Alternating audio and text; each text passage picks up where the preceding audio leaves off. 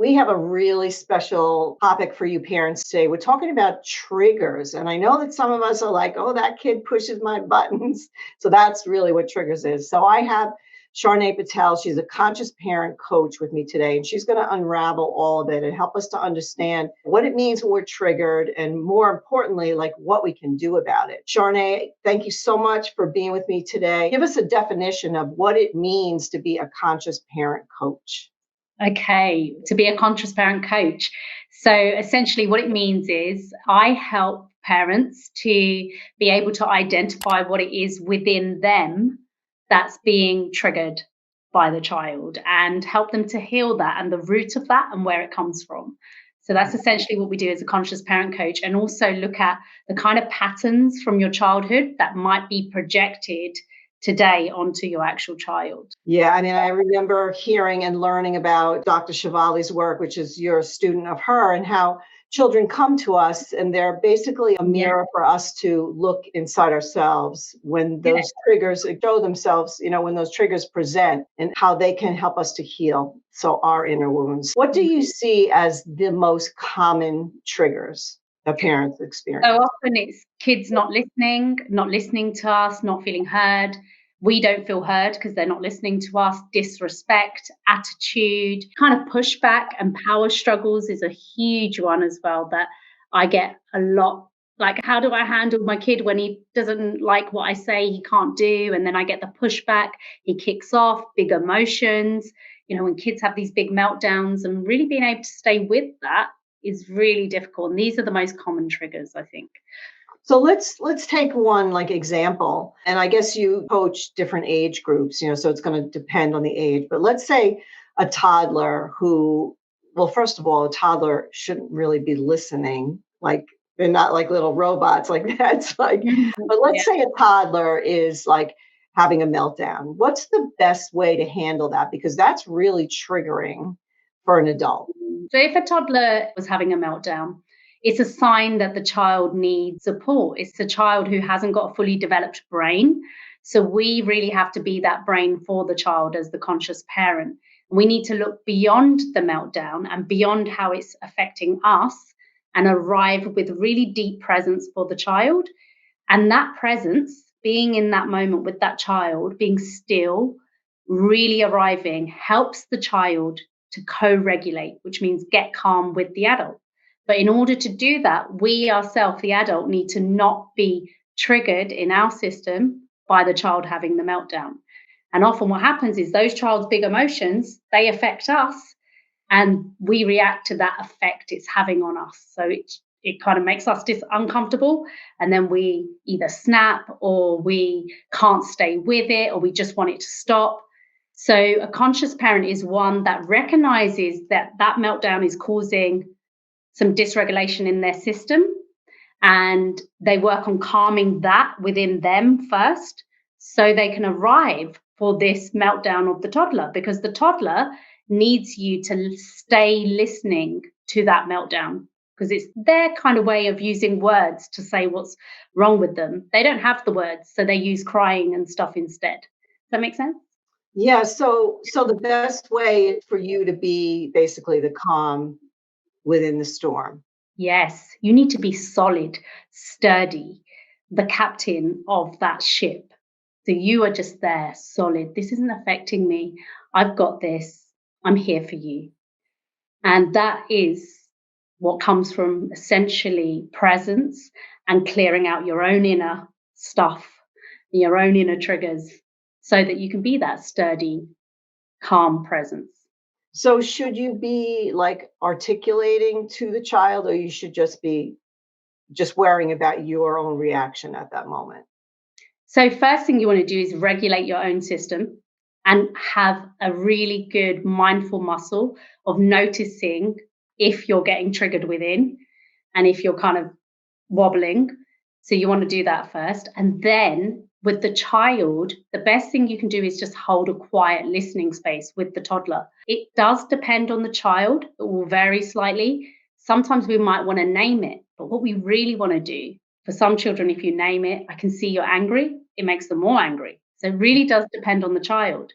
So Mhm. you need to find what works for your child. And that happens when you can deeply attune with the child, as in attune to them means get that attunement, like you know them so deeply, you know what they need in that moment. And that is possible. And that's where I get parents too, where they just know what their child needs in that moment.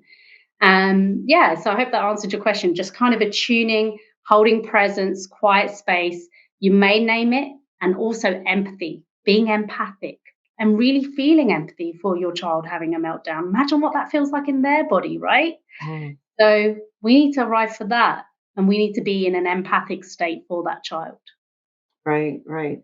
So good. Yeah, and it's hard to do that. It's hard to do Mhm. that. So that's the Yeah. inner work that we need to do, right? Especially if we're dysregulated ourselves. But if we Right. are in the calm, safe, social part of our nervous system, then we can do that. And I've been on this journey myself and got more and more deeper into that calmer state so I can arrive for my kids. Do you think that it comes down to like a parent feeling like they don't have control? Like, do you feel like it goes back to that? Yes, 100%. So when a child isn't listening to us and their emotions are so chaotic, it feels like a threat, like, oh, something's out of control. And it literally is perceived as a threat by the nervous system. Keep talking about the nervous system because all the reactions start there, right? So we feel out of control. And it could remind us of a time when previously in our life something felt out of control. So the mind literally has taken a snapshot of that past moment and it stores it in the subconscious. And that gets re triggered. Those memories and emotions from things feeling out of control in the past memory all come back into that present moment with the kid. So it's not really about the kid, it's about the stored emotion they're triggering within you. It's really deep work. I mean, but if you can uncover it, right? And I know we coached for some Yeah. time and Yeah. just uncovering it and finding the origin of it. But you said too, you don't always need to find the origin. You just know that it's there. And And then, it's yours. Yeah. yeah, There and it's yours to own as the right. parent. Yeah. Right. So So it's he'll not about the child at all, any no. of this. Okay, so now probably the biggest trigger is when the child's not listening.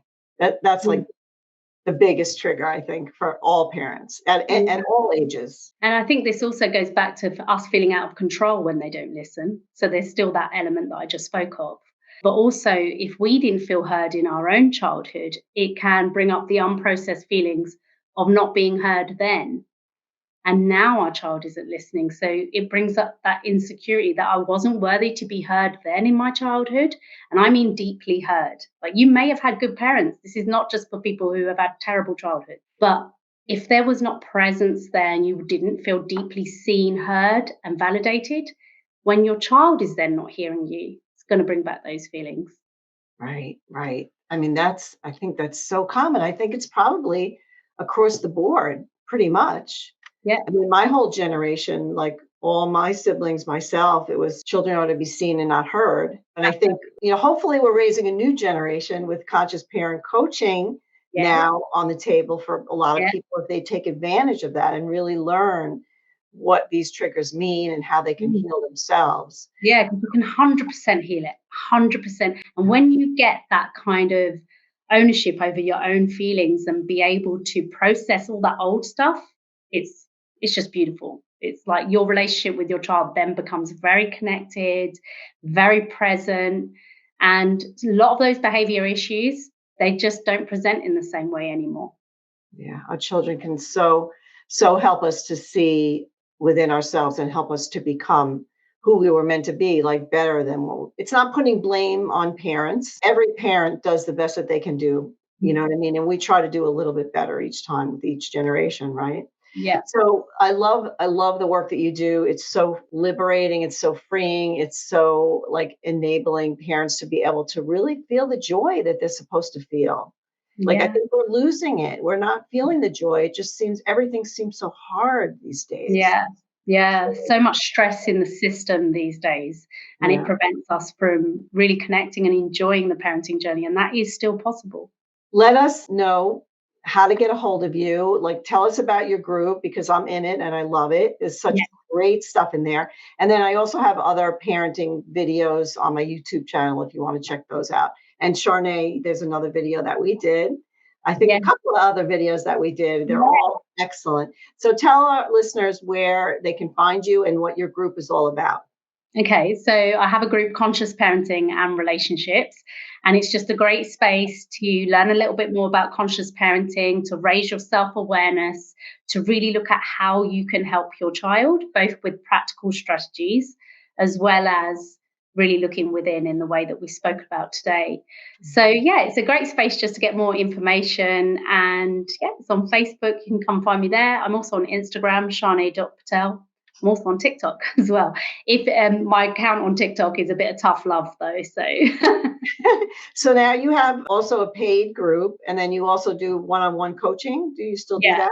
Okay. Yeah, that's right. So I have like a monthly membership that people can join, which is a really affordable membership where you get strategy videos each week on, what to actually say to your kids when they're not listening. So actual practical tips, as well as the deeper looking inwards and looking at how what's happening within you is actually affecting the dynamic.